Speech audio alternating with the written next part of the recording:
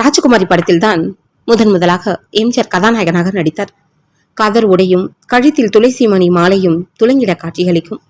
காந்தி பக்தரான எம்ஜிஆர் அவர்களுடன் எனக்கு தொடர்பும் நட்பும் தோன்றிய காலம் அதுதான். அண்ணாவின் நாவல்களை அவருக்கு நான் கொடுப்பேன், காந்தியின் நாவல்களை அவர் எனக்கு கொடுப்பார். எங்களுக்கு கிடையே அடிக்கடி விவாதங்கள் நடைபெறும். அவற்றின் முடிவு இறுதியில் அவர் கழக அணியில் இருந்ததுதான். டிசம்பர் 21, 1987 அன்று சென்னையில் நேரு சிலை திறப்பு விழாவிலும் மற்றும் பல நிகழ்ச்சிகளிலும் கலந்து கொள்ள பிரதமர் ராஜீவ்காந்தி தமிழகம் வந்தார். எம்ஜிஆர் தலைமையில் ராஜீவ்காந்தி நேரு சிலையை திறந்து வைத்து பேசினார். அந்த விழாதான் என் அருமை நண்பர் எம்ஜிஆர் கலந்து கொண்டு உரையாற்றிய அவரது இறுதி விழா என்பது அப்போது யாருக்கும் தெரிந்திருக்கவில்லை. டிசம்பர் 23, 1987 அன்று பெரியார் மாவட்டத்தில் பல்வேறு கழக நிகழ்ச்சிகளை முடித்துக்கொண்டு அன்றிரவே புறப்பட்டு நீலகிரி துரித ரயில் மூலமாக சென்னை சென்ட்ரல் புகைவண்டி நிலையத்தில் வந்து இறங்கினேன். ஆற்காடு வீரசாமியும் TR பாலுவும் புகைவண்டி ரயில் நிலையத்திற்கே வந்திருந்தார்கள். முதலமைச்சர் எம்ஜிஆர் அன்று பிற்பகல் 3:45 மணிக்கு திடீர் மாரடைப்பு காரணமாக இறந்து விட்டார் என்ற அதிர்ச்சி மிக்க தகவலை சொன்னார்கள். அரசியலிலே எவ்வளவோ கருத்து மாறுபாடுகளுக்கு இடையில் இருவரும் நடந்து கொண்ட போதிலும் என்னால் அந்த செய்தியை தாங்கிக் கொள்ளவே முடியவில்லை. இருவரும் என்னை கை தாங்களாக அழைத்து வந்தார்கள். 1972 ஆண்டிற்கு பிறகு ஏற்பட்ட நிகழ்ச்சிகள் எதுவும் என் கண்முன் வரவில்லை. கோவை சிங்காநல்லூரில் நானும் அவரும் இளம் வயதில் பழகிய நாட்கள்தான் என் நினைவில் அலைமோதின.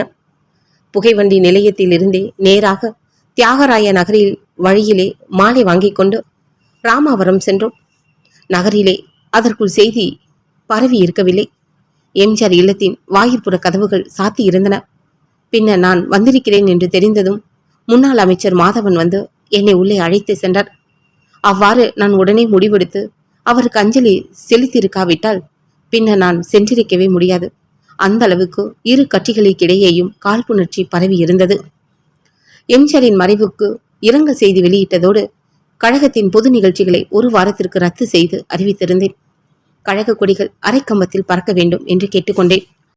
அருமை நண்பர் எம்ஜிஆரின் இறுதி ஊர்வலத்தை தொலைக்காட்சியில் கடைசி வரையில் பார்த்து கொண்டு இருந்தேன். என் கண்களில் அருவி என கண்ணீர் கொட்டியபடி. 1987 டிசம்பர் 28 அன்று தற்காலிக முதல்வர் பொறுப்பில் இருந்த நெடுஞ்செழியன் தலைமைச் செயலகத்தில் செய்தியாளர்களிடம் கூறும்போது தான் முதலமைச்சர் தேர்தலில் நிற்கப் போவதாகவும் அது முடிந்த முடிவு என்றும் தெரிவித்தார். ஆளுநர் குரானாவை அமைச்சர் RM வீரப்பன் சந்தித்து முதலமைச்சர் எம்ஜிஆரின் துணைவியார் ஜானகி அம்மையாருக்கு தான் பெரும்பான்மை ஆதரவு இருப்பதாகவும் முதல்வர் தேர்தலில் அவர் போட்டியிடப் போவதாகவும் தெரிவித்தார். 1987 ஆண்டு டிசம்பர் 31 அன்று ஜானகி அம்மாள் விடுத்த அறிக்கையில் அண்ணா திராவிட முன்னேற்ற கழகத்தில் உள்ள பெரும்பான்மையோரின் விருப்பத்திற்கு இணங்க முதலமைச்சர் பதவியேற்க சம்மதிப்பதாகவும் அதற்கு நாவலர் உட்பட அனைவரும் ஒத்துழைக்க வேண்டும் என்று கேட்டுக்கொண்டார். நாவலர் பன்ருட்டி ராமச்சந்திரன், அரங்கநாயகம், திருநாவுக்கரசு, KKS, SR ராமச்சந்திரன் போன்றோர் ஒன்று கூடி ஜெயலலிதாவை கட்சியின் பொதுச் செயலாளராக தேர்ந்தெடுத்திருப்பதாக அறிவித்தனர். ஜானகி அம்மையாரின் ஆதரவு அணியினர் ஜெயலலிதா தேர்ந்தெடுக்கப்பட்டது செல்லாது என்றும் முறைப்படி அந்த கூட்டம் கூட்டப்படவில்லை என்றும் அறிவித்தனர். அதிமுகவினர் 97 சட்டமன்ற உறுப்பினர்கள் ஒன்று கூடி ஜானகி அம்மாளை முதல்வராக தேர்ந்தெடுத்து ஆளுநர் குரானாவிடம் தெரிவித்தனர். தங்களுக்கு 70 சட்டமன்ற உறுப்பினர்களின் ஆதரவு இருப்பதாக இவர்கள் தெரிவித்தனர். ஆளுநர் ஜானகி அம்மாளை அமைச்சரவை அமைக்கும்படி கூறி நாவலருக்கு தகவலை நேரில் தெரிவிக்க அவர் இடைக்கால முதல்வர் பதவியை ராஜினாமா செய்தார். ஜானகி அம்மாள் தலைமையிலான அமைச்சரவை ஜனவரி 6, 1988 அன்று பதவியேற்றது. ஆளுநர் குரானாவிற்கு ஜெயலலிதா எழுதிய கடிதத்தில் முதலமைச்சரை தேர்ந்தெடுத்த விஷயத்தில் அவர் முறைகேடாக நடந்து கொண்டார் என எழுதியிருந்தார். அதற்கு ஆளுநர் எழுதிய பதிலில் தவறு எதுவும் நடைபெறவில்லை என்று 3 வாரத்திற்குள் பேரவையை கூட்டி பெரும்பான்மையை நிரூபிக்க வேண்டும் என்று ஜானகி அம்மையாரிடம் தெரிவித்திருப்பதாகவும் கூறினார். திராவிடர் கழக பொதுச் செயலாளர் கி. வீரமணி ஜனவரி 9, 1988 அன்று விடுத்த அறிக்கையில் அமைச்சரவை அமைக்க ஜானகி அம்மையாரை அழைத்தது சரியே என குறிப்பிட்டிருந்தார்.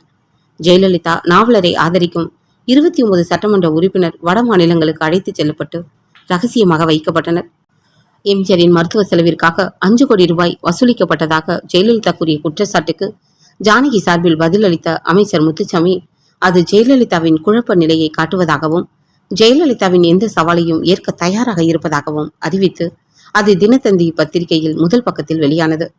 25 சட்டப்பேரவை கூடும் என்றும் ஆளுநர் உரையாற்றுவார் என்றும் 28ஆம் தேதி பேரவையில் பல பரீட்சை நடைபெறும் என்றும் அறிவிக்கப்பட்டது. ஜெயலலிதா அவசர அவசரமாக டெல்லி சென்று ராஜீவ்காந்தியை சந்தித்து தனது அணிக்கு இந்திரா காங்கிரஸ் ஆதரவு தர வேண்டும் என்று கேட்டுக்கொண்டார். இதன் பிறகு ராஜீவ்காந்தி பிளவுபடாத அதிமுகவை ஆதரிப்போம் என்று கூறிவிட்டார். 28ஆம் தேதி சட்டப்பேரவையில் ஒரு யுத்தமே நடைபெற்றது. பேரவைத் தலைவரான PH பாண்டியன் மற்றும் சட்டமன்ற உறுப்பினர்கள் தாக்கப்பட்டனர். கடைசி நேரத்தில் இந்திரா காங்கிரஸ் ஜானகி அணிக்கு எதிராக வாக்களிக்க முடிவு செய்து வந்திருந்தபடியால் இந்திரா காங்கிரஸ் ஜெயலலிதா அணியின் சட்டமன்ற உறுப்பினர்கள் ஒருபுறமும் ஜானகி அணியினர் மறுபுறமுமாக நின்று மோதிக்கொண்டனர். எம்ஜிஆர் உயிரோடு இருந்தவரை அவருக்கு ஒத்துழைப்பு கொடுத்த இந்திரா காங்கிரஸ் ஜெயலலிதா டெல்லி சென்று பிரதமர் ராஜீவ்காந்தியை சந்தித்து ஆதரவு கேட்டு வந்த பிறகு அப்படியே மாறிவிட்டது. பேரவையில் இந்த பிரச்சனை எழுந்தபோது அப்போதுதான் காங்கிரஸ் தங்களை கை கழுவி விட்டது என்பது தெரிந்த பிறகு ஜானகி அம்மாளின் அணியினருக்கு திமுக ஞாபகம் வந்து அந்த அணியைச் சேர்ந்த மாதவன், ராசாராம், ஆலடி அருணா, JPR, பட்டுராஜன் ஆகியோர் என் இல்லத்திற்கு வந்து ஜானகி அம்மையாரை ஆதரிக்க வேண்டும் என்று கேட்டுக்கொண்டார்கள். அப்போது நான் ஏற்கனவே கழகத்தின் செயற்குழு கூடி அதிமுகவின் இரு தரப்பினரையும் ஆதரிப்பதில்லை என்று முடிவெடுத்து விட்டபடியால் தன்னிச்சையாக எந்த முடிவையும் அந்த நிலையில் எடுக்க இயலாது என்பதை எடுத்து கூறினேன்.